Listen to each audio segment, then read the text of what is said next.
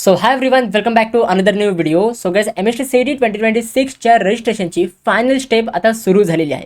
म्हणजेच काही दिवसांपूर्वी फक्त रजिस्ट्रेशनची पार्ट 1ची स्टेप सुरू झाली होती, ज्याच्यामध्ये तुम्हाला प्रोफाईल क्रिएट करायचं होतं.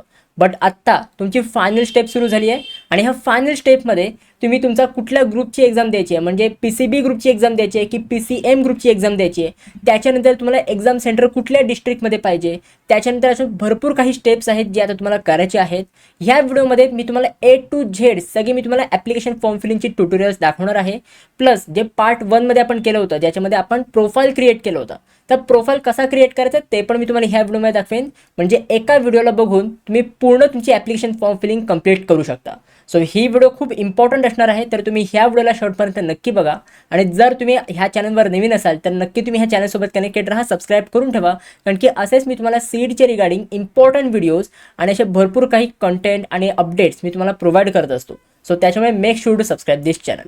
आता सगळ्यात पहिले ॲप्लिकेशन फॉर्म फिलअप करण्यासाठी तुम्हाला सीड सेलच्या ऑफिशियल वेबसाईटवर यायचं आहे. आता सीड सेलची ऑफिशियल वेबसाईट कुठली आहे, तर seedcell.mahacet.org ही त्यांची ऑफिशियल वेबसाईट आहे. टेन्शन नका घेऊ, डिस्क्रिप्शन बॉक्समध्ये मी तुम्हाला लिंक प्रोव्हाइड केली आहे, त्यावर क्लिक करून तुम्ही डायरेक्टली ह्या ऑफिशियल वेबसाईटवर येऊ शकता.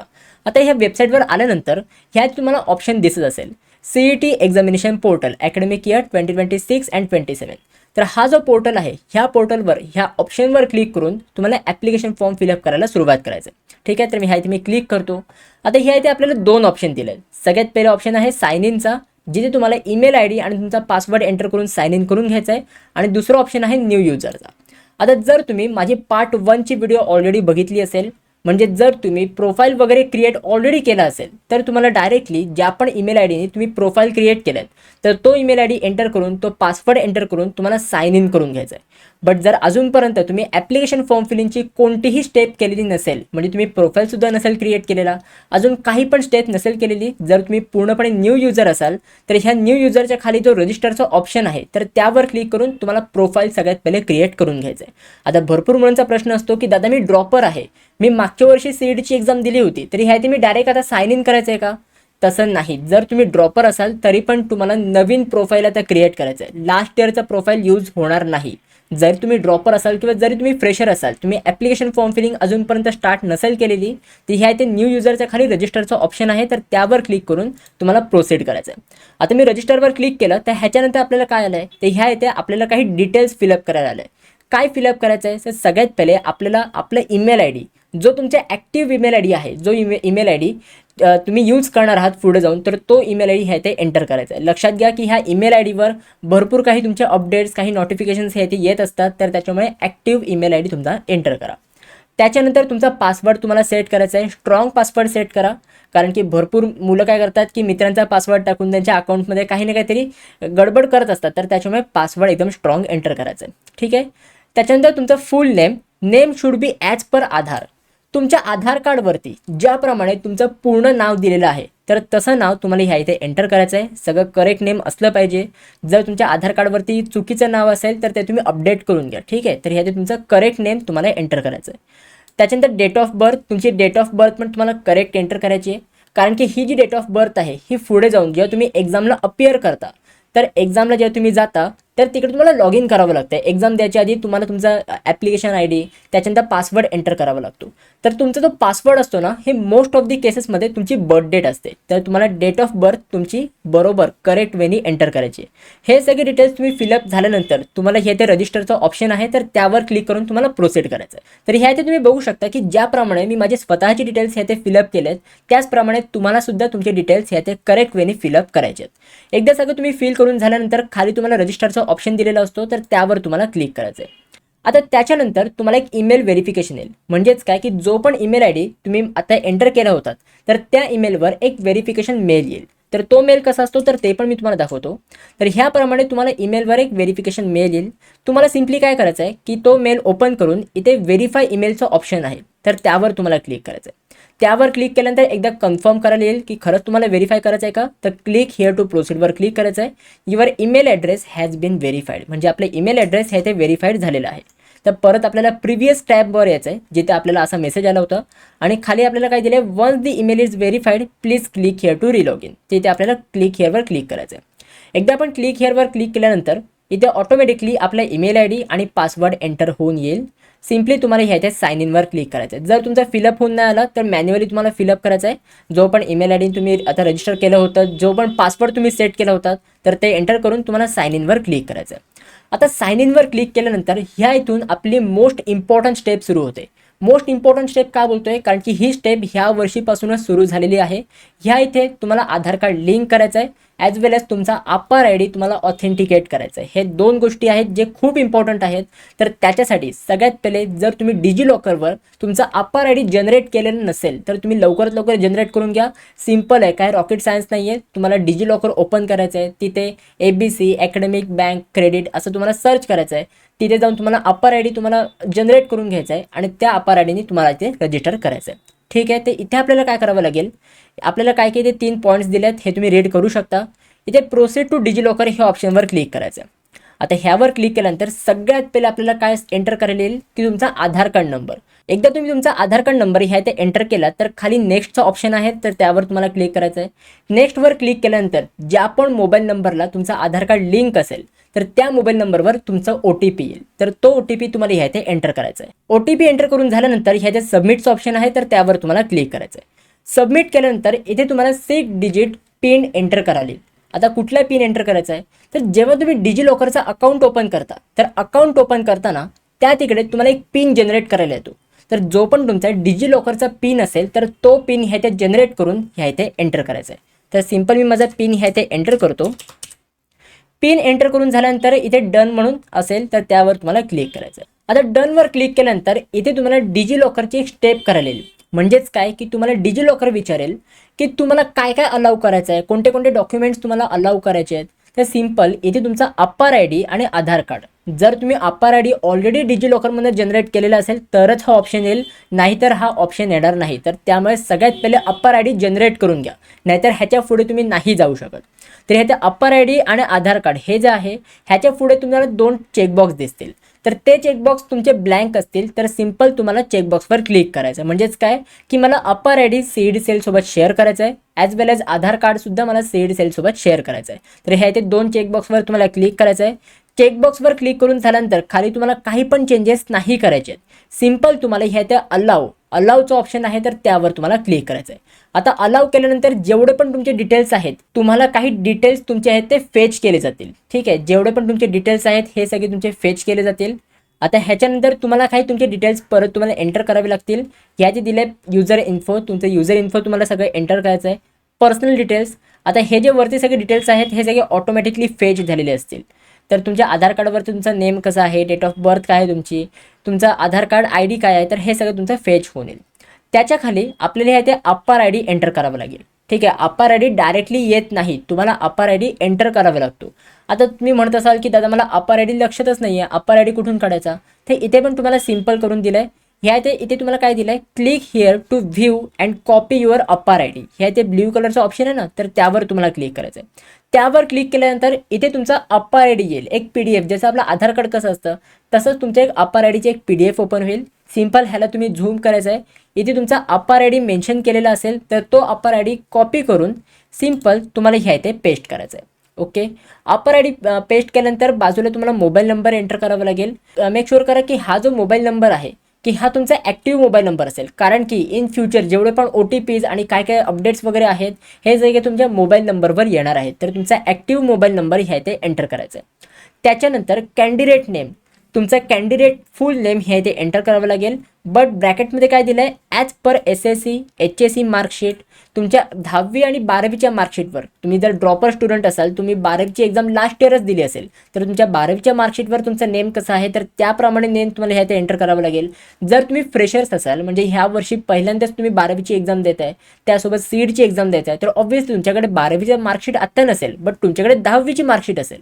तर 10वीच्या मार्कशीटवर तुमचं नेम कसं आहे तर त्याप्रमाणे ह्या इथे तुमचं नाव एंटर करायचं आहे. जर तुमचं सरनेम पहिले असेल तर सरनेम पहिले एंटर करू शकता.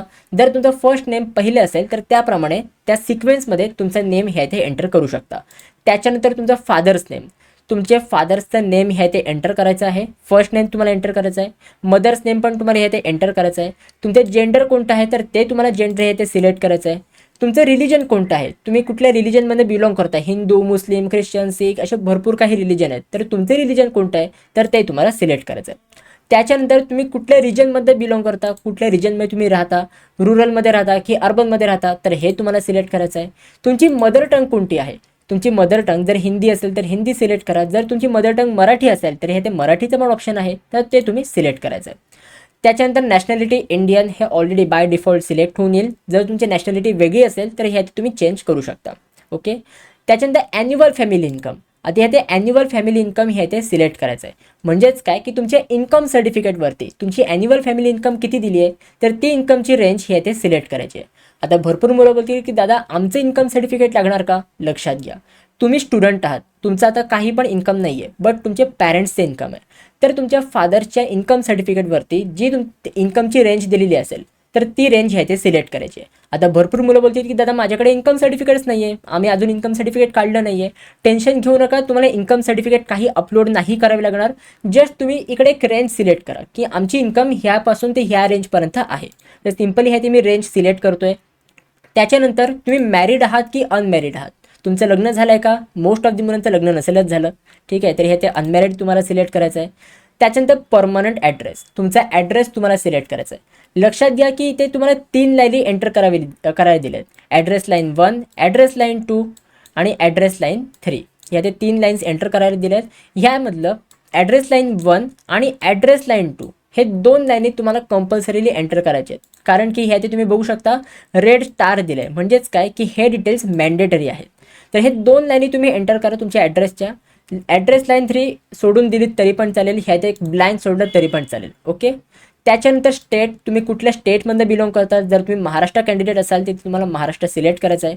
जर तुम्ही कुठल्या इतर स्टेटचे कॅन्डिडेट असाल तर ते तुम्हाला ह्या इथे सिलेक्ट करायचं आहे. त्याच्यानंतर डिस्ट्रिक्ट तुम्हाला एंटर करायचं आहे, तुम्ही कुठल्या डिस्ट्रिक्टमध्ये बिलॉंग करता तर ते डिस्ट्रिक्ट हे ते तुम्हाला सिलेक्ट करायचं आहे. तुम्ही कुठल्या तालुक्यामधनं बिलॉंग करता तर तुमचा तालुके हे ते सिलेक्ट करायचं आहे. तुम्ही कुठल्या विलेजमधनं बिलॉंग करता तर ते विलेज सिलेक्ट करायचं आहे. त्याच्यानंतर तुमच्या तालुक्यात तुमच्या विलेजचा काय पिनकोड आहे तर तो पिनकोड ह्या इथे एंटर करायचा आहे. STD कोड, जर STD कोड असेल तर एंटर करू शकता, STD कोड नाही एंटर केलं तरी पण चालेल, कारण की हे ते रेड स्टार नाही आहे ना, म्हणजे आपण हे डिटेल्स सोडले तरी चालतील. त्याच्यानंतर अल्टरनेटिव्ह मोबाईल और फोन नंबर, तुम्ही वरती तुमचा मोबाईल नंबर एंटर केला असेल, ह्या इथे तुमचा मोबाईल नंबर तुम्ही एंटर केला असेल, बट त्याच्यानंतर अजून एक अल्टरनेटिव्ह मोबाईल नंबर कुठला आहे का तुमच्याकडे तर तो मोबाईल नंबर ह्या इथे एंटर करायचा आहे आणि कंपल्सरी एंटर करायचा आहे. ओके. त्याच्या खाली तुम्हाला काही दिलं आहे ॲड्रेस फॉर करस्पॉन्डन्स, तुमचा कुठला करस्पॉन्डंट ॲड्रेस आहे का. जर तुमचा कुठलाही वेगळा ॲड्रेस नसेल, जो तुमचा परमनंट ॲड्रेस आहे तोच तुमचा ॲड्रेस असेल, बाकी कुठलाही ॲड्रेस नसेल, तर सिम्पल ह्या ते काय दिलं आहे सेम ॲज परमनंट ॲड्रेस, म्हणजे माझा कुठलाही करस्पॉन्डन्स ॲड्रेस नाही आहे, माझा परमनंट ॲड्रेस हाच माझा एक ॲड्रेस आहे. तर सेम ॲज परमनंट ॲड्रेसवर क्लिक केल्यानंतर जे पण तुम्ही वरती एंटर केलेलं असेल ते ऑटोमॅटिकली खाली सगळं पेस्ट होऊन येईल, म्हणजे तुम्हाला परत काही एंटर करायला लागणार नाही आहे. हां, जर तुमचा इतर कुठला वेगळा ॲड्रेस असेल तर तो तुम्ही एंटर करू शकता. त्याच्या खाली तुम्हाला दिलं आहे अदर डिटेल्स, बाकी म्हणजे अजून काही डिटेल्स तुम्हाला एंटर करायचे आहेत. सगळ्यात पहिले आहे are you domicile in the state of Maharashtra, तुम्ही महाराष्ट्र स्टेटचे डोमिसाईल आहात का. डोमिसाईलचा अर्थ लक्षात घ्या की तुम्ही महाराष्ट्र स्टेटमध्ये बिलॉंग करता का. तुमचं बर्थ सर्टिफिकेट कुठलं आहे, तुमचा जन्म कुठे झाला आहे, जर तुमचा जन्म महाराष्ट्रामध्ये झाला असेल तर ऑब्व्हियसली तुमचं डोमिसाईल पण महाराष्ट्रामधलंच असणार आहे. बट जर तुमचं डोमिसाईल इतर कुठल्याही स्टेटचं असेल तर ह्या इथे तुम्हाला नो सिलेक्ट करायचं आहे. बट जर तुम्ही महाराष्ट्र स्टेटचेच कॅन्डिडेट असाल, तुम्ही महाराष्ट्राचे डोमिसाईल असाल तर ह्या इथे येसवर तुम्हाला क्लिक करायचं आहे. त्याच्यानंतर मायनॉरिटी डिटेल्स, तुम्ही कुठल्या मायनॉरिटीमध्ये बिलॉंग करता का. लक्षात घ्या की आपल्याकडे लिंग्विस्टिक मायनॉरिटी आहे, रिलिजियस मायनॉरिटी आहे. जर तुम्ही मायनॉरिटीमध्ये बिलॉंग करत असाल तर ह्या इथे येस करा. आणि लिंग्विस्टिक मायनॉरिटी कुठली आहे तुमची, गुजराती आहे, हिंदी आहे, कन्नड आहे, पंजाबी आहे, मल्याळम आहे, कुठली पण तुमची लिंग्विस्टिक मायनॉरिटी असेल ही तुम्ही हे ते सिलेक्ट करू शकता. जर तुमची कुठली रिलिजियस मायनॉरिटी असेल तर ही रिलिजियस मायनॉरिटी ह्या इथे सिलेक्ट करू शकता. तर सिम्पल मी इथे मायनॉरिटीमध्ये नो करतो की मी कुठल्याही मायनॉरिटीमध्ये बिलॉंग नाही करत. भरपूर मुलं विचारतात की दादा मी मराठी आहे, मी हिंदू आहे, ते मी मायनॉरिटीमध्ये येतो का. नाही, आपण मराठी आहोत, आपण कुठल्याही मायनॉरिटीमध्ये येत नाही, तर सिम्पली आपल्याला ह्या इथे नो करायचं आहे. त्याच्यानंतर पर्सन विथ डिसेबिलिटी, तुम्ही PWD कॅन्डिडेट आहात का.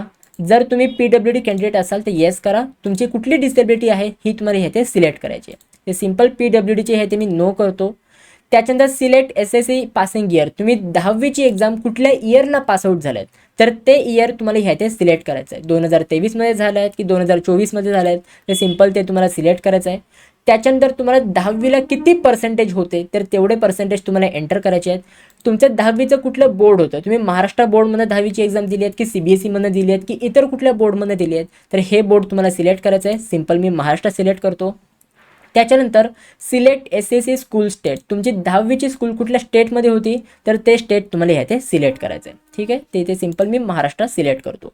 आता ह्यात एक खूप इम्पॉर्टंट ऑप्शन आहे, भरपूर मुलांना ह्याच्यामध्ये कन्फ्युजन असतं. R you appearing or appeared, म्हणजे तुम्ही आता 12वीची एक्झामला अपिअर करतायत की ऑलरेडी अपिअर्ड झालेला आहात. सिंपल म्हणजेच काय की तुम्ही 12वीचे फ्रेशर्स आहात, तुम्ही पहिल्यांदा 12वीची एक्झाम देत आहे की लास्ट इयर तुम्ही ऑलरेडी 12वीची एक्झाम दिली आहे आणि ह्या वर्षी फक्त तुम्ही ड्रॉप घेतले परत CETची एक्झाम देण्यासाठी. म्हणजे तुम्ही 12वीची एक्झाम लास्ट इयर दिली आहेत बट ह्या वर्षी परत तुम्ही CETची एक्झामला रिअपिअर करताय. तर सिंपल हा एक क्वेश्चन विचारला आहे. आता जर तुम्ही आता ह्या वर्षी 12वीची एक्झाम देत असाल तर सिंपल तुम्हाला येस करायचं आहे. बट जर तुम्ही 12वीची एक्झाम लास्ट इयरच पासआउट झालेला असाल तर ह्यात नो करायचं आहे. म्हणजेच काय की जर तुम्ही ड्रॉपर असाल, तुम्ही लास्ट इयरच 12वीची एक्झाम दिली होती, त्याच 12वीच्या एक्झामच्या डिटेल्सवर त्याच मार्कांवर तुम्ही आता CETची एक्झामला अपिअर करताय तर सिंपल ह्यात तुम्हाला नो सिलेक्ट करायचं आहे आणि खाली जे पण काही डिटेल्स आहेत तुमचे 12वीचे डिटेल्स हे सिंपल तुम्हाला ह्यात एंटर करायचं आहे. तर सिंपल ह्यात मी आर यू अपिअरिंगवर येस करतो की ह्या वर्षी मी 12वीची एक्झाम देतोय. आता हे सगळे डिटेल्स एंटर केल्यानंतर जेवढे पण डिटेल्स तुम्ही वरती एंटर केलेले असतील तर हे सगळे तुम्ही क्रॉस चेक करा. कारण की एकदा तुम्ही ह्या इथे चुकलात तर त्याच्यानंतर पुढे ते करेक्ट करणं खूप मुश्किल होतं, खूप प्रॉब्लेम होतात मुलांना. तर हे सेव्ह चेंजेस करायच्या आधी जेवढे पण डिटेल्स तुम्ही एंटर केले आहेत तर हे सगळे तुम्ही एकदा क्रॉस चेक करा. त्याच्यानंतर इकडे एक टिक मार्क आहे की जेवढे पण मी डिटेल्स दिले आहेत हे सगळे बरोबर आहेत. ह्याचे चेकबॉक्स असेल तर ह्याचे तुम्हाला चेकबॉक्सवर क्लिक करायचं आहे. त्याच्यानंतर खाली तुम्हाला सेव्ह चेंजेसचा ऑप्शन दिलेला असेल तर सेव्ह चेंजेसवर तुम्हाला क्लिक करायचं आहे. आता इथपर्यंत तुम्ही प्रोफाईल क्रिएशनची स्टेप ही कंप्लीट केलेली आहे. म्हणजेच काय की तुम्ही सगळे तुमचे पर्सनल डिटेल्स हे फिलअप केलेत. आता ह्याच्या पुढे आपल्याला एक्झामचे डिटेल्स फिलअप करायचे आहेत. नक्की तुम्हाला कुठल्या कॅटेगरीने अप्लाय करायचं आहे तुमच्या एक्झामला, त्याच्यानंतर तुम्हाला कुठल्या ग्रुपची एक्झाम द्यायची आहे, PCM ग्रुपची एक्झाम द्यायची आहे, PCB ग्रुपची एक्झाम द्यायची आहे की दोन्ही ग्रुपची एक्झाम द्यायची आहेत, किती अटेम्प्ट द्यायचे आहेत, एकच अटेम्प्ट द्यायचं आहे की दोन्ही अटेम्प्ट द्यायचे आहेत. तर ही सगळी स्टेप आता आपल्याला पुढे करायची आहे. ते कसं करायचं आहे तर ह्या इकडेच वरती तुम्हाला CET रजिस्ट्रेशन हा तुम्हाला ऑप्शन दिलेला असेल त्यावर तुम्हाला क्लिक करायचं आहे. त्याच्यानंतर आपल्याला कुठल्या CETचा फॉर्म भरायचा आहे, आपल्याला MST CETचा फॉर्म भरायचा आहे. आपल्याला इंजिनिअरिंग, फार्मसी ह्या पुढे कॉलेजेसमध्ये ॲडमिशन घ्यायचं आहे. तर त्यासाठी आपल्याला PCM किंवा PCB ग्रुपची आपल्याला एक्झाम द्यायची आहे. तर त्यासाठी आपल्याला MST CETचा एक्झामचा फॉर्म भरायचा आहे. तर ह्या त्या टेक्निकल एज्युकेशनमध्येच UGच्या खाली MST CET 2026 हा तुम्हाला ऑप्शन दिलेला आहे. तर त्यावर तुम्हाला क्लिक करायचं आहे. आता ह्यावर तुम्ही क्लिक केल्यानंतर तुम्ही ज्या पण मोबाईल नंबरने आधी रजिस्टर केलं होतं, जो पण मोबाईल नंबर तुम्ही प्रोफाईल क्रिएशनच्या स्टेपमध्ये एंटर केला होता तर त्या नंबरवर एक तुमचा OTP येईल. तर तो OTP तुम्हाला ह्याच्या आता एंटर करायचा आहे. आता ह्या इकडे मी OTP एंटर केला आहे तर त्याच्या खाली व्हेरीफायचं ऑप्शन आहे तर त्यावर तुम्हाला क्लिक करायचं आहे. एकदा तुम्ही व्हेरीफायवर क्लिक केलं तर ह्याच्यानंतर तुम्हाला काही एक इन्स्ट्रक्शन दिले जातील की हे काही इन्स्ट्रक्शन आहेत हे तुम्हाला रीड करायचे आहेत. इथे काही इम्पॉर्टंट पॉईंट आहेत, स्पेशली तुमच्या एक्झामच्या फीबाबत तुम्ही इथे चेक करू शकता की इथे एक्झामची फी किती आहे. जर तुम्ही ओपन कॅटेगरीमध्ये असाल आणि जर तुम्हाला PCM किंवा PCB म्हणजे दोन्ही ग्रुपपैकी कुठल्या तरी एका ग्रुपची एक्झाम द्यायची असेल, म्हणजे PCM ग्रुपची एक्झाम द्यायची असेल किंवा PCB ग्रुपची एक्झाम द्यायची असेल तर तुम्हाला 1300 रुपये भरावे लागतील. आता ह्याच्या पुढे काही ॲडिशनल फी वगैरे आहे हे मी तुम्हाला पुढे सांगेन. त्याच्यानंतर जर तुम्ही दोन्ही ग्रुपला अप्लाय करत असाल, PCM आणि PCB दोन्ही ग्रुपला अप्लाय करत असाल आणि जर तुम्ही जनरल कॅटेगरीमधून बिलॉंग करत असाल तर ह्या ते एवढे फी तुम्हाला भरावी लागेल, 2600 रुपये तुम्हाला भरावे लागतील. त्याच्यानंतर पुढे जर तुम्ही रिझर्व कॅटेगरीमध्ये असाल, म्हणजे हे ते रिझर्व कॅटेगरी मेन्शन केलेले आहेत, ह्या जर कुठल्या तुम्ही कॅटेगरीमधून बिलॉंग करत असाल किंवा जर तुम्ही EWS किंवा PWD कॅन्डिडेट असाल तर ह्या इथे तुम्हाला एक्झामची फी किती आहे. जर तुम्हाला एका ग्रुपला अप्लाय करायचं असेल तर तुम्हाला 1000 रुपीज पे करावे लागतील आणि जर तुम्हाला दोन्ही ग्रुपला अप्लाय करायचं असेल, PCM आणि PCB ग्रुप दोन्ही ग्रुपला अप्लाय करायचं असेल तर 2000 रुपये तुम्हाला भरावे लागतील. पेमेंट कसं करायचं आहे, काय करायचं आहे, पुढे आपल्याला स्टेप येतीलच तर ते मी तुम्हाला त्यावेळी सांगेन. ठीक आहे, तर हे ते सगळे इन्स्ट्रक्शन तुम्ही रीड करू शकता. हे सगळे रीड करून झाल्यानंतर खाली तुम्हाला एक चेकबॉक्स दिलेला आहे की मी हे जेवढे पण इन्स्ट्रक्शन आहेत हे सगळे मी रीड केलेले आहेत. तर हे चेकबॉक्सवर तुम्हाला क्लिक करायचं आहे. त्याच्यानंतर ह्या इथे राईट साईड खाली proceed to complete the application form हा ऑप्शन दिलेला आहे तर त्यावर क्लिक करायचं आहे. आता ह्याच्यानंतर इथे तुमचे पर्सनल डिटेल्स शो करतील, म्हणजे जेवढे पण डिटेल्स तुम्ही प्रोफाईल क्रिएट करताना एंटर केले होते तेच सगळे डिटेल्स तुम्हाला ह्या इथे शो केले जातील. बट लक्षात घ्या की ह्या इथे तुम्ही आता काही पण एडिट नाही करू शकत. जरी तुम्ही इथे किती पण क्लिक केले तर तुम्ही काही पण एडिट नाही करू शकत, बिकॉज ऑलरेडी तुम्ही ते सगळे चेंजेस इथे सेव्ह केलेले आहेत. प्रोफाईल क्रिएशनच्या टायमाला सगळं तुम्ही सेव्ह करून झालेलं आहे. तर त्यामुळे ह्या स्टेपवर तुम्ही काही पण एडिट नाही करू शकत. जस्ट तुम्हाला व्हेरीफाय करायचं आहे की येस माझा कॅन्डिडेट नेम बरोबर आहे की नाही, माझे फादर्स नेम, मदर्स नेम, माझा डेट ऑफ बर्थ, जेवढे पण डिटेल्स आहेत हे सगळे बरोबर आहेत की नाही हे सगळं तुम्हाला व्हेरीफाय करायचं आहे, एकदा चेक करायचं आहे. त्याच्यानंतर ह्या इथेच ह्या इथेच तुम्हाला सेव्ह अँड प्रोसीडचं ऑप्शन दिलेलं असेल तर त्या तिकडे तुम्हाला क्लिक करायचं आहे. आता ह्याच्यानंतर तुमचे सगळे ॲड्रेसच्या रिगार्डिंग सगळं तुमचं स्टेप येईल. म्हणजे तुम्ही ॲड्रेस काय एंटर केला होता, तुम्ही प्रोफाईल क्रिएशनच्या टायमाला तुम्ही काय ॲड्रेस एंटर केला होता तर तो सगळा ॲड्रेस ऑलरेडी ह्या इथे फिलअप होऊन येईल. प्लस ह्याचे तुम्ही काही पण चेंजेस नाही करू शकत, किती पण क्लिक केले तुम्ही ह्याचे चेंजेस नाही करू शकत. जस्ट तुम्हाला चेक करायचं आहे की तुमचा ॲड्रेस वगैरे सगळं बरोबर आहे की नाही. एकदा सगळं बरोबर असेल तर अगेन ह्याचे खाली सेव्ह अँड प्रोसीडचं ऑप्शन दिलेलं आहे तर त्या ऑप्शनवर तुम्हाला क्लिक करायचं आहे. आता ह्याच्या पुढे आपल्या ॲड्रेसच्या रिगार्डिंग स्टेप कंप्लीट झाली आहे. आता ह्याच्यानंतर आपल्याला काही अजून इन्फॉर्मेशन भरायची आहे, जसे की आपली कॅटेगरीची इन्फॉर्मेशन. आपण जर कुठल्या कॅटेगरीमध्ये बिलॉंग करत असू तर ह्यात एक कुठली कॅटेगरी आहे आपली तर ते आपल्याला सिलेक्ट करायचे आहे. ते डॉक्युमेंट्स आपल्याकडे आहेत की नाही तर ते सिलेक्ट करायचं आहे. कसं करायचं आहे तर सगळ्यात पहिले आपल्याला डिसेबिलिटी इन्फॉर्मेशन विचारली आहे. तर डिसेबिलिटी इन्फॉर्मेशन आपण ऑलरेडी जेव्हा आपण प्रोफाईल क्रिएट केला होता तर त्यावेळी आपल्याला सगळं एंटर केलं होतं. त्यावेळेस आपल्याला विचारलं होतं की तुम्ही PWD कॅन्डिडेट आहात का, तर त्या आपण नो केलं होतं तर त्यामुळे इथे पण नो ऑलरेडी सिलेक्ट होऊन आलं आहे. जर तुम्ही PWD कॅन्डिडेट असाल आणि प्रोफाईल क्रिएशनच्या टायमाला तुम्ही येस केलं असेल तर इथे येस बाय डिफॉल्ट हे इथे आलेलं असेल. ठीक आहे, तर हे तुम्ही काही पण चेंजेस नाही करू शकत. ऑर्फन इन्फॉर्मेशन, तुम्ही ऑर्फन कॅन्डिडेट आहात का, आता ह्या इथून आपल्याला सिलेक्ट करायचं आहे. इथे आपल्याला एंटर करायचं आहे की तुम्ही ऑर्फन कॅन्डिडेट आहात का, येस ऑर नो. तुम्ही ऑर्फन असाल तर येस करा, ऑर्फन नसाल ते इथे नो तुम्ही करायचं आहे. त्याच्यानंतर कॅटेगरी इन्फॉर्मेशन, तुम्ही कुठल्या कॅटेगरीमध्ये बिलॉंग करता का, तर ही सगळी इन्फॉर्मेशन खाली विचारली आहे.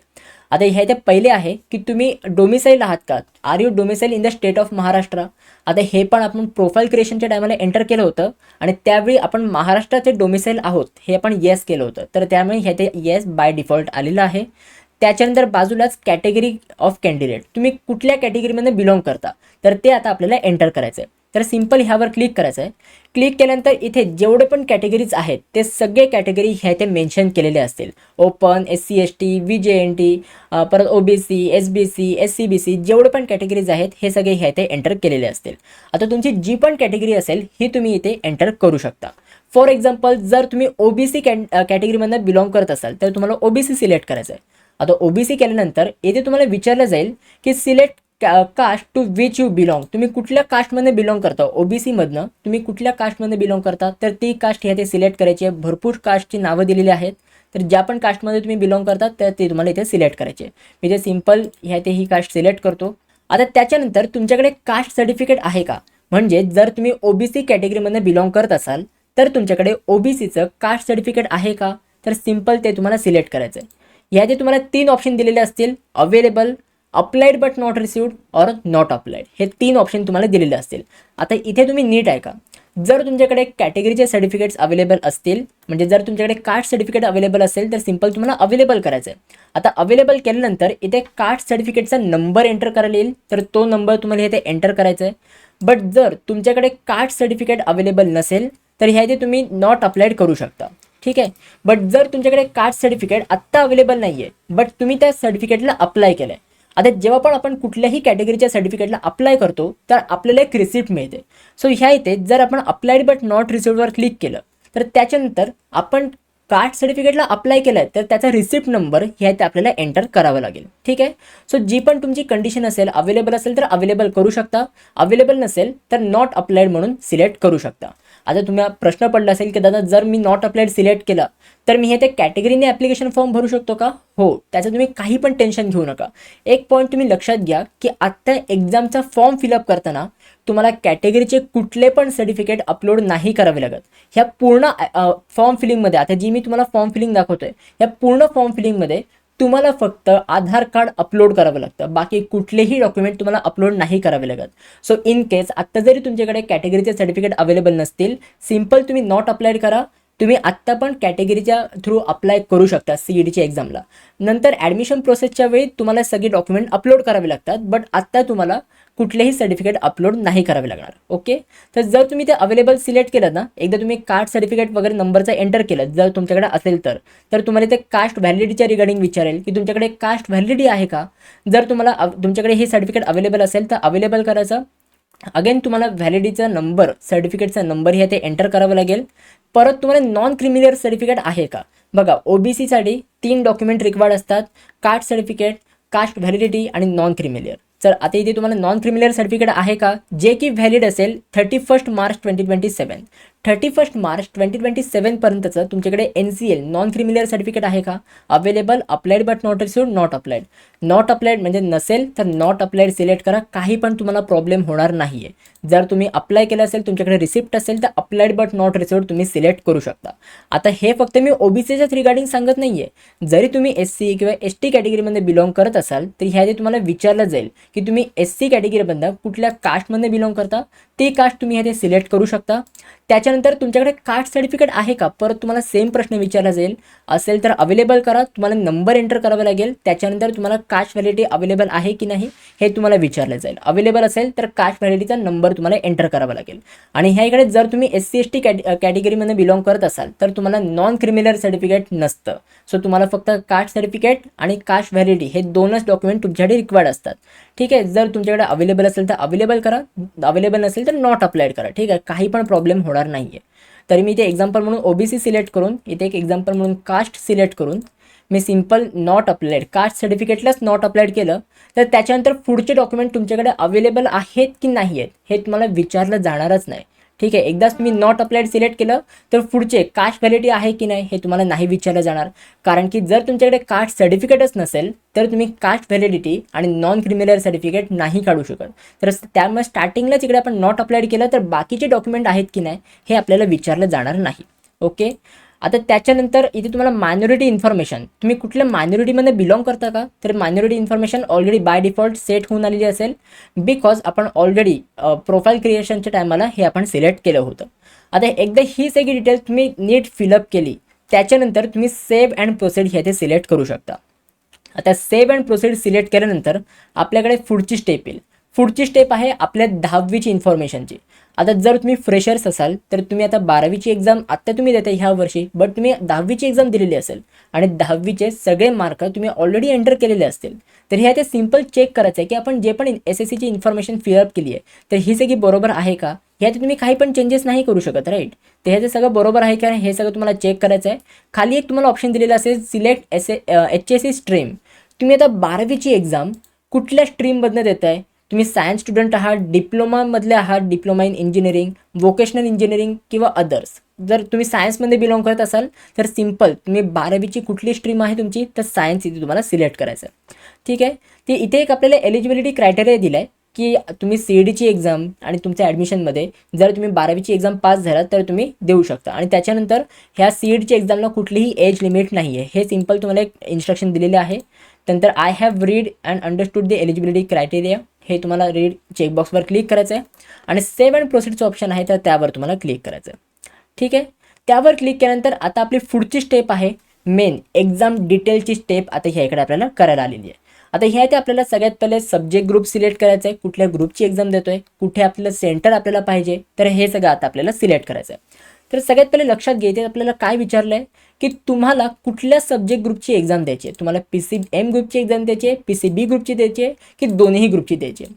आता जर तुम्ही PCM ग्रुपची एक्झाम देत असाल तर तुम्ही PCM सिलेक्ट करा. PCB ग्रुपची एक्झाम देत असाल तर PCB सिलेक्ट करा. त्याच्यानंतर जर तुम्हाला PCM आणि PCB ह्या दोन्ही ग्रुपची एक्झाम द्यायची असेल तर तुम्ही PCM आणि PCB हा ऑप्शन दिलेला आहे तर त्यावर क्लिक करू शकता. म्हणजे तुम्ही PCM ग्रुपला पण अप्लाय करताय ॲज वेल ॲज तुम्ही PCB ग्रुपला पण अप्लाय करताय.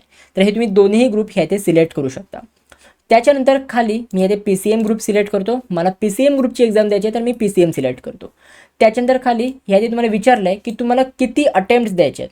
ठीक आहे, जर तुम्हाला एकच अटेम्प्ट द्यायचा असेल, लक्षात घ्या अटेम्प्टचे पण एक रूल आहे की तुम्ही अटेम्प्ट नंबर 1 जो तुमचा पहिला अटेम्प्ट आहे हा तुम्हाला कंपल्सरीली द्यायचाच आहे. सेकंड अटेम्प्ट हा ऑप्शनल आहे, म्हणजे दुसऱ्यांदा तुम्हाला अटेम्प्ट द्यायचा असेल, सेकंड अटेम्प्ट CETचा द्यायचा असेल तर तुम्ही देऊ शकता, जर तुम्हाला नसेल द्यायचा तर नाही दिला तरी पण चालेल, बट फर्स्ट अटेम्प्ट हा कंपल्सरी आहे. सो जर तुम्हाला फक्त फर्स्ट अटेम्प्ट द्यायचा असेल तर तुम्ही फर्स्ट अटेम्प्टवर क्लिक करू शकता, बट जर तुम्हाला दोन्ही अटेम्प्ट द्यायचे असतील तर तुम्ही बोथ अटेम्प्ट्स ह्या इथे क्लिक करू शकता. मी तुम्हाला रेकमेंड करीन की सगळ्या मुलांनी दोन्हीही अटेम्प्ट द्या. मार्कांचं टेन्शन घेऊ नका, दोन्हीही अटेम्प्टपैकी ज्या पण अटेम्प्टमध्ये तुमचा बेस्ट स्कोअर येईल तर तो स्कोअर तुमच्या ॲडमिशनसाठी कन्सिडर केला जाईल. तर सेफ आहे, दोन्हीही अटेम्प्ट तुम्हाला द्यायचे आहेत. ओके, तर हे दोन म्हणजे फर्स्ट आणि बोथ अटेम्प्ट ह्याच्यामध्ये कन्फ्यूज होऊ नका, कारण की ह्याच्या पुढे मे बी हे तुम्हाला चेंज नाही करता येणार. एकदा जर तुम्ही मिस्टेक केली, आता तुम्ही म्हणत असाल की ठीक आहे मी फर्स्ट अटेम्प्ट देतो, मला दुसऱ्या अटेम्प्टची गरज नाही आहे, बट नंतर तुमचा माइंड चेंज होऊ शकतं की यार आपल्याला अप्लाय केलं पाहिजे होतं बोथ अटेम्प्टसाठी, आता आपण फॉर्म भरू शकतो का. तर त्यामुळे नंतर हे प्रॉब्लेम फेस नको करायला, तर त्यामुळे आत्ताच बोथ अटेम्प्ट ह्या ते तुम्ही सिलेक्ट करा. ओके, त्याच्यानंतर खाली तुम्हाला विचारलं आहे सिलेक्ट लँग्वेज, तुम्हाला कुठल्या लँग्वेजमधून CETचा पेपर द्यायचा आहे. इंग्लिश, मराठी, उर्दू हे तुम्हाला 3 लँग्वेज दिलेले आहेत. तर मोस्टली मुलांना इंग्लिशमध्ये पेपर द्यायचा असतो, तर इथे तुम्ही इंग्लिश सिलेक्ट करू शकता. त्याच्यानंतर खाली आपल्याला विचारलं आहे की सिलेक्ट एक्झाम सेंटर स्टेट, तुम्ही कुठल्या स्टेटमध्ये आहात आणि कुठल्या स्टेटमध्ये तुम्हाला एक्झाम सेंटर पाहिजे तर ते स्टेट तुम्हाला सिलेक्ट करायचं आहे. तर हे इथे महाराष्ट्र ऑलरेडी सिलेक्ट होऊन आलेलं आहे, कारण की आपण ऑलरेडी ॲड्रेसच्यामध्ये आपण स्टेट महाराष्ट्र केलं होतं, तर इथे महाराष्ट्र ऑलरेडी आलेलं आहे. त्याच्यानंतर खाली आपल्याला 4 प्रेफरन्सेस सिलेक्ट करायचे आहेत, म्हणजे तुम्हाला महाराष्ट्रामध्ये कुठलेही 4 प्रेफरन्सेस तुम्ही द्या ज्या डिस्ट्रिक्टमध्ये तुम्हाला एक्झाम सेंटर पाहिजे. तर सगळ्यात पहिले प्रेफरन्स नंबर 1, मला प्रेफरन्स नंबर 1 कुठल्या डिस्ट्रिक्टला जायचं आहे. आता जिथे तुम्ही राहताय, ज्या पण डिस्ट्रिक्टमध्ये ज्या पण लोकेशनमध्ये तुम्ही राहताय, तर त्याच डिस्ट्रिक्टचा तुम्हाला पहिला प्रेफरन्स सिलेक्ट करायचा आहे, कारण की मोस्टली पहिल्या प्रेफरन्सच्या अकॉर्डिंग त्या एरियामध्ये त्या डिस्ट्रिक्टमध्ये तुमचं एक्झाम सेंटर अलॉट होतं, आणि एकदा एक्झाम सेंटर अलॉट झालं तर त्याच्यानंतर चेंज नाही करतायत. तर आत्ताच प्रेफरन्सेस तुम्ही नीट सिलेक्ट करा. जसं की मी मुंबईमध्ये राहतो आणि मी मुंबई सिटीमध्ये राहतो, तर मला मुंबई सिटीमध्ये कुठेही एक्झाम सेंटर आलं तर हे मला जवळच पडेल, तर हे मी पहिला प्रेफरन्स मुंबई सिटीला देतो. त्याच्यानंतर दुसरा प्रेफरन्स कुठला, मी मुंबई सबअर्बनला देतो. त्याच्यानंतर तिसरा प्रेफरन्स मी आता ठाण्याला देतो, कारण की ठाणे माझ्यापासून जवळ आहे. इन केस जर तिसऱ्या प्रेफरन्सच्या अकॉर्डिंग मला एक्झाम सेंटर मिळालं तरी पण मला काही ट्रॅव्हलिंगसाठी प्रॉब्लेम होणार नाही. त्याच्यानंतर प्रेफरन्स नंबर 4, मला प्रेफरन्स नंबर 4 कुठे पाहिजे ते सिंपल मी पालघर सिलेक्ट करतो. तर तुमच्या अकॉर्डिंग, तुमच्या डिस्ट्रिक्टच्या अकॉर्डिंग कुठले डिस्ट्रिक्ट तुमच्या जवळ आहेत तर त्या अकॉर्डिंग तुम्हाला प्रेफरन्स द्यायचं आहे. एकदम जवळचं डिस्ट्रिक्ट असेल, ज्या पण डिस्ट्रिक्टमध्ये तुम्ही राहत आहे ते डिस्ट्रिक्ट असेल त्याला पहिल्या प्रेफरन्सला ठेवायचं आहे. हे मी सजेशन देतो, कारण की भरपूर मुलं याच्यामध्ये मिस्टेक करतात आणि एक्झाम सेंटर खूप लांब येतं त्यांचं, लिटरली घरापासून 3-4 तासांवर त्यांचं एक्झाम सेंटर असतं. तर असं तुम्ही नका करू, आत्ताच हे सगळं तुम्ही नीट सिलेक्ट करा. आता हे सगळे प्रेफरन्सेस सिलेक्ट झाले. आता जर तुम्हाला रिसेट करायचं असेल, परत सगळं सेट करायचं असेल तर रिसेट करू शकता, बट जर बरोबर केलं असेल तर रिसेट करायची काही गरज नाही आहे. त्याच्यानंतर खाली ना एक नवीन ऑप्शन आणला आहे CETCनी, आणि ह्या वर्षीच आणलं आहे. ह्याआधी तुम्हाला काय दिलं आहे, mock and psychometric test information, म्हणजे तुम्हाला जे पण मॉक टेस्ट वगैरे CETCनी लास्ट इयरपासून मॉक टेस्ट पण प्रोव्हाइड करायला सुरुवात केली आहेत. लिमिटेड मॉक टेस्ट असतात. तर याची तुम्हाला काय दिलं आहे, कॉम्प्लिमेंटरी टेस्ट काउंट. आता पहिले 3 टेस्ट आहेत ना CETCनी हे कॉम्प्लिमेंटरी दिलेत तुम्हाला, की फ्रीमध्ये दिलेत. बट जर तुम्हाला ॲडिशनल टेस्ट पाहिजे असतील, लक्षात घ्या की टोटल 6 टेस्ट आहेत, 6 मॉक टेस्ट आहेत. बट जर तुम्हाला अजून म्हणजे 6 मॉक टेस्टपैकी पहिले 3 तुम्हाला फ्री दिलेले आहेत, बट अजून जर तुम्हाला एक्स्ट्रा पाहिजे असतील, एक्स्ट्रा 1-2 मॉक टेस्ट पाहिजे असतील तर तुम्ही एक्स्ट्रा मॉक टेस्ट हे ॲड करू शकता. 1-2 ह्या इथे मॉक टेस्ट ॲड करू शकता. 6 पैकी 6 म्हणजे 3 अजून एक्स्ट्रा पाहिजे असतील तर 3 ॲड करा. आणि ह्या इथे लक्षात घ्या की पर टेस्टची काउंट आहे, cost per test is 118 rupees. याथे 118 रुपीज पर टेस्टची काउंट आहे. ऑलराईट, आणि जर तुम्हाला काही नसेल तर इथे सिंपल तुम्हाला 0 सिलेक्ट करायचं आहे. त्याच्यानंतर खाली तुम्हाला सायकोमेट्रिक टेस्ट काउंट जर तुम्हाला पाहिजे असेल तर तुम्ही घेऊ शकता, नाही घेतले तरी पण चालणार आहे. कंपल्सरी नाही आहे, हे तुमच्यावर डिपेंड आहे. बट हा कॉम्प्लिमेंटरी टेस्ट हे तुम्ही चेंज नाही करू शकत. 3च्या 3 कॉम्प्लिमेंटरी हे तुम्हाला घ्यायचेच आहेत, कारण की फ्री आहेत, त्याच्यासाठी काही पण चार्जेस नाही आहेत. ओके, खाली तुम्हाला सगळे डिस्क्लेमर दिलेलं आहे, हे डिस्क्लेमर तुम्ही रीड करू शकता. त्याच्या खाली एक तुम्हाला चेकबॉक्स दिलेला आहे की I have read and understood the disclaimer. त्याच्यानंतर त्या चेकबॉक्सवर क्लिक केल्यानंतर सेव्ह अँड प्रोसीड हे ऑप्शनवर तुम्हाला क्लिक करायचं आहे. आता त्याच्यानंतर आपल्याला डॉक्युमेंट अपलोड करावे लागणार आहेत. ठीक आहे, काही डॉक्युमेंट आपल्याला अपलोड करावे लागणार आहेत. तर सिंपल अपलोड नावचं ऑप्शन आहे, तर त्यावर क्लिक करायचं आहे. आता काय काय अपलोड करावं लागणार आहे, सगळ्यात पहिले आपला पासपोर्ट साईज फोटो, सिग्नेचर, त्याच्यानंतर एक फोटो आयडेंटिटी प्रूफ. कुठला फोटो आयडेंटिटी प्रूफ आहे हे तुम्ही ह्यातून सिलेक्ट करू शकता. सगळ्यात पहिले फोटो. आता फोटोसाठी काही इन्स्ट्रक्शन आहेत की तुमचा रिसेंट कलर फोटो असला पाहिजे, जसं तुम्ही आत्ता रिसेंट फोटो आहे तसाच तुमचा असला पाहिजे, आणि जरा पद्धतशीर फोटो अपलोड करा. मी बघतो भरपूर मुलं असा अक्षय कुमारच्या स्टाईलमध्ये फोटो अपलोड करतात, कशाही फोटो अपलोड करतात. तर तसं नका करू. एकदम नीट पासपोर्ट साईज फोटो तुम्हाला अपलोड करायचा आहे. त्याच्यानंतर किती साईज असली पाहिजे, तर ती साईज तुम्हाला दिलेली आहे. फॉर्मॅट PNG, JPEG वगैरे JPG कुठलेही फॉर्मॅट हे ते चालणार आहे. बट कॅप्स किंवा सनग्लासेस घालून तुमचा फोटो चालणार नाही आहे. ह्या जे तुम्हाला फोटोचा इथे ऑप्शन दिलेला असेल ॲड फोटो, तर त्यावर क्लिक करायचं आहे. त्याच्यानंतर इथे तुम्ही क्लिक केल्यानंतर नेवर अलाउ करून इथे तुम्हाला अपलोड अ फोटो इन्स्टेड हा ऑप्शन दिलेला आहे, तर त्यावर क्लिक करायचं.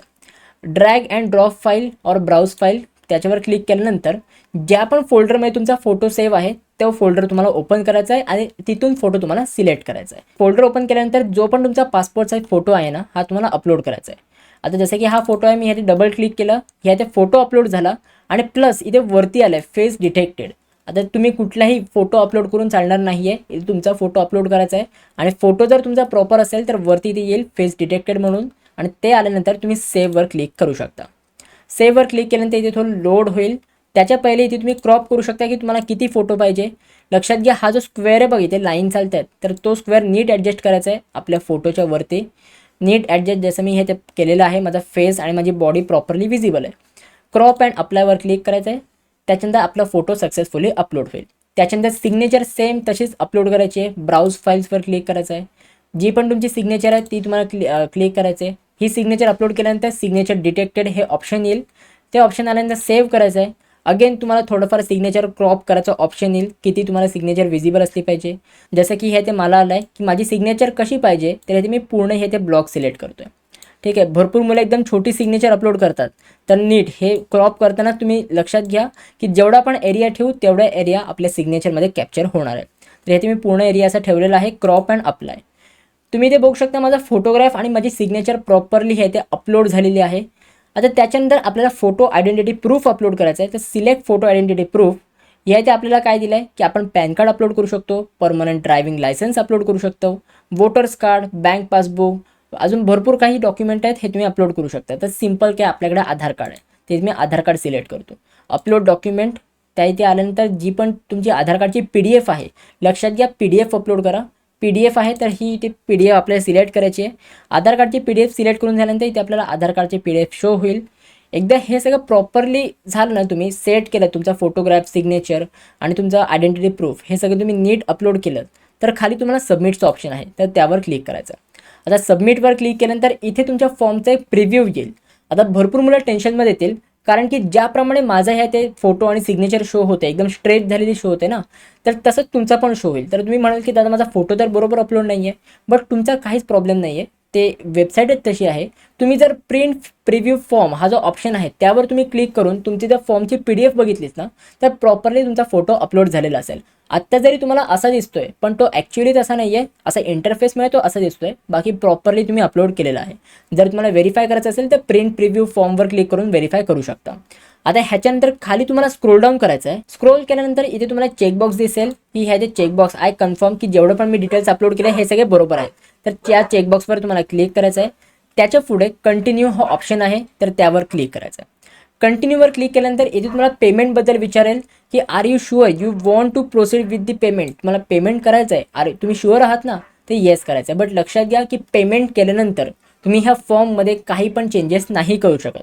तर आत्ता जेवढी पण इन्फॉर्मेशन तुम्ही भरली आहे ही सगळी तुम्ही क्रॉस चेक करून घ्या. येसवर क्लिक केल्यानंतर इथे तुम्हाला पेमेंटचा एक म्हणजे डिटेल्स विचारले जातील, म्हणजे दाखवले जातील की तुम्ही डोमिसाईल महाराष्ट्राचे आहात, तुम्ही रिझर्व्ह कॅटेगरीमधून अप्लाय करताय. लक्षात घ्या आपण OBCमधनं फॉर्म भरला आहे आणि आपण कुठलेही डॉक्युमेंट हे ते अपलोड नाही केले, तरी पण आपली कॅटेगरी रिझर्व्ड ही शो झाली आहे. सो जरी तुमच्याकडे डॉक्युमेंट नसतील तर काही पण प्रॉब्लेम होणार नाही आहे. आत्ता तरी काही प्रॉब्लेम नाही आहे. इन फ्युचर ॲडमिशनच्या वेळी तुम्हाला प्रॉब्लेम होऊ शकतो, तर त्यावेळी मी तुम्हाला गाईड करायला असेल. तर त्यामुळे आत्ता चॅनलसोबत कनेक्टेड राहा, सबस्क्राईब करून ठेवा. तर एलिजिबिलिटी EWSसाठी अप्लाय करायचं आहे की नाही, जर तुम्ही ओपनमधनं फॉर्म भरत असाल तर तुम्हाला EWSचं ऑप्शन स्टार्टिंगलाच विचारेल. ठीक आहे. तर हे तुम्ही सिलेक्ट करून झाल्यानंतर हे तुम्हाला फी टाईप दिलेली असेल. टोटल फी किती आहे, 2000 रुपये आता आपल्याला पे करावे लागतील. इथे आपल्याला चेकबॉक्सवर क्लिक करायचं आहे आणि प्रोसीड टू पेमेंट हा आपल्याला ऑप्शन दिलेला आहे, त्यावर क्लिक करून आपल्याला प्रोसीड करायचं आहे. प्रोसीड केल्यानंतर तेच QR कोड वगैरे येईल. QR कोडमधून तुम्ही पेमेंट करू शकता. जस्ट तुम्हाला पेमेंट मोड सिलेक्ट करायचा आहे ना, ऑनलाईन मोड आहे, सगळे प्रकार अवेलेबल आहेत पेमेंटचे. कॅश सोडून ऑनलाईन तुम्ही करू शकता आणि त्याच्यानंतर पेमेंट वगैरे झाल्यानंतर हा फॉर्म तुमचा सक्सेसफुली सबमिट होऊन जाईल. एकदा फॉर्म सबमिट झाला तर त्याच्यानंतर तुम्ही काही पण चेंजेस नाही करू शकत. आणि आता फायनली तुमचा ॲप्लिकेशन फॉर्म हा सबमिट झालेला असेल. आय होप हे जेवढं पण मी तुम्हाला व्हिडिओमध्ये सांगितलं आहे, आय नो खूप लेंदी व्हिडिओ झाली आहे, बट मला पाहिजे होतं की तुम्ही जेवढं पण ह्या व्हिडिओमधनं नॉलेज घ्याल, जेवढं पण तुम्हाला ह्या व्हिडिओमध्ये दिसेल एकदम क्लिअर कट झालं पाहिजे, काही पण डाऊट तुमचे नाही झाले पाहिजेत. जर इन केस तुमचे काही डाऊट्स असतील तर मला कॉमेंट सेक्शनमध्ये एनी टाईम विचारू शकता. मी नक्की ट्राय करेन तुमच्या कॉमेंटला रिप्लाय करायचा. ऑल्सो मला इंस्टाग्रामवर पण नक्की फॉलो करा, कारण की इंस्टाग्रामवर पण मी तुम्हाला भरपूर काही कॉन्टेंट प्रोव्हाइड करत असतो. So guys that's it for video. कशी वाटली तुम्हाला ही व्हिडिओ? आवडली असेल तर सगळ्यात पहिले ह्या व्हिडिओला लाईक करा आणि हाईपसुद्धा नक्की करा. हाईप केल्याने ही व्हिडिओ अजून जास्त मुलांपर्यंत पोहोचेल आणि अजून जास्त महाराष्ट्रातल्या मुलांची हेल्प होईल. तर हाईप करायला विसरू नका.